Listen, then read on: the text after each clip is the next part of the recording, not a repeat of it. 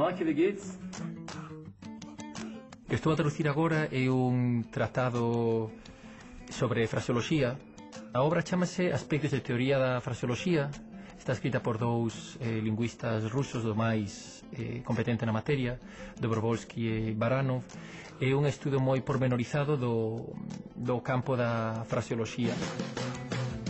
O interesante desta traducción na que estou a traballar agora é que o galego é a única versión que existirá durante 3 anos a partir da publicación da obra en ruso. É unha maneira de dar un pulo e protexer, digamos, o galego e facer que esta obra se traduza só ao galego e a ninguna outra lingua de maior difusión.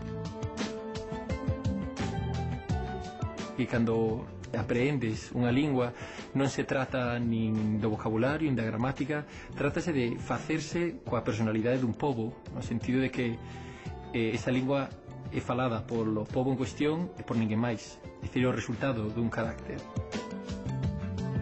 Ninguén, por moi pequena que sexa a súa lingua, se fai a pregunta de para que serve, utilizando ese argumento que se utiliza ás veces de pero se saes de ali non se serve de nada. Dá a entender que é a mesma actitud que dicir para que che serve ter unha nais en marcha de tua casa, porque obviamente non te vai a acompañar polo mundo adiante, pero o feito de que exista xa ten o seu lugar aí como expresión e simplemente como parte da túa personalidade. Vale, dica logo.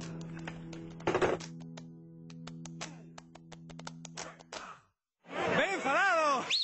Entre o 6 e o 8 está o 7. Cal é o aparello máis famoso da Catedral de Santiago? Botafumeiros.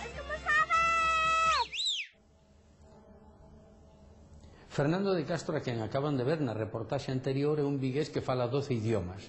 Vicente Ferrer foi tamén un home moi dotado pros idiomas e iso permitiulle predicar en moitos países de Europa.